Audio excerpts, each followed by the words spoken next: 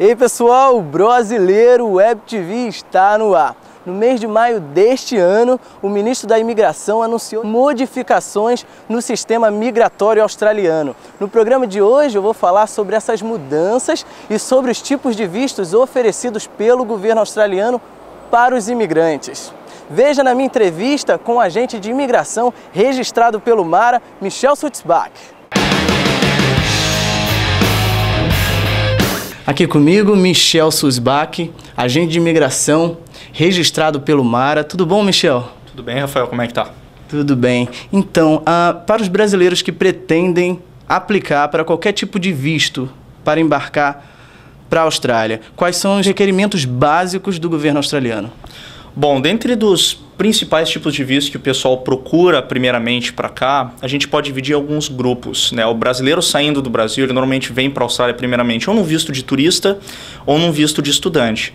Para essas pessoas é fundamental, obviamente, documentos que comprovem a identificação deles, e o governo também está interessado muito em saber se a pessoa tem a capacidade financeira para se manter aqui na Austrália pelo período que ela deseja ficar.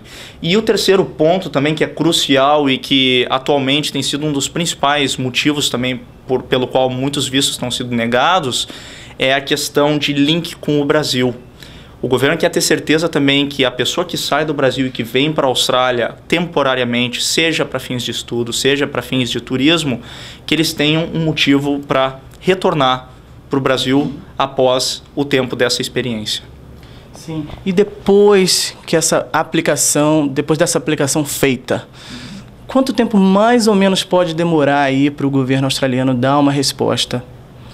Varia muito, porque, por exemplo, quando chega em época de final de ano, obviamente existe um número maior de processos sendo alocados, porém a média a gente pode contar tanto para o visto de estudante quanto para o visto de turista em torno de 1 mês a 2 meses.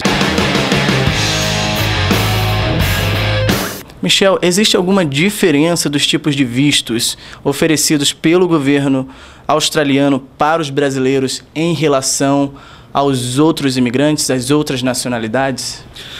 Rafael, na verdade, os tipos de vistos oferecidos são os mesmos para todas as nacionalidades. Até isso é uma pergunta muito frequente que eu recebo durante as consultas aqui na nossa empresa.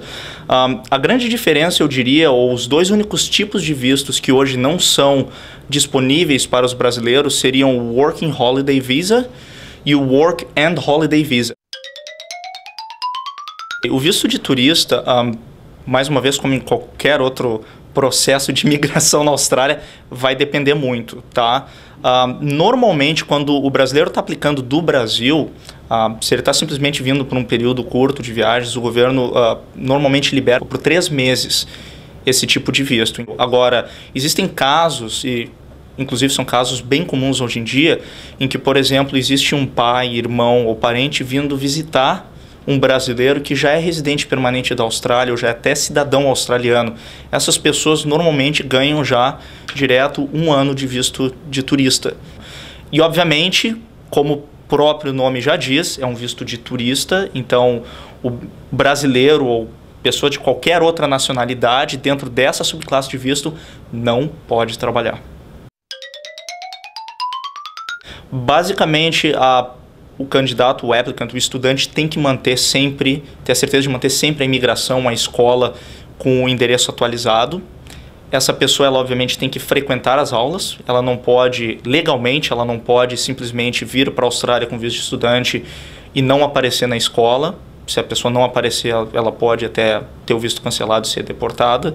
A pessoa tem que ter um desempenho satisfatório acadêmico. Isso é muito importante e é uma das partes do visto que é extremamente overlooked pelos visa holders aqui na Austrália, especialmente os brasileiros.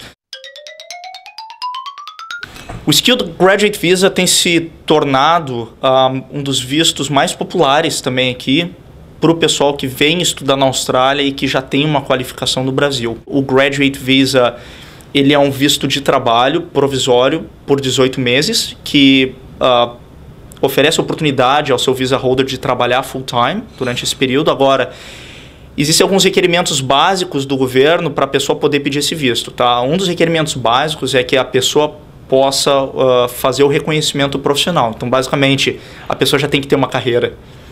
O segundo requerimento básico é que a pessoa tem que estudar na Austrália por pelo menos 2 anos.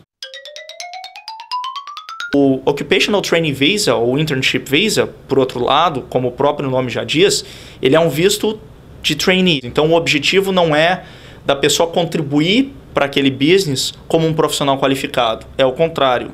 Ele está sendo contratado e está sendo empregado por aquele business, obviamente, para se desenvolver, para aprender e para ser treinado nessa empresa.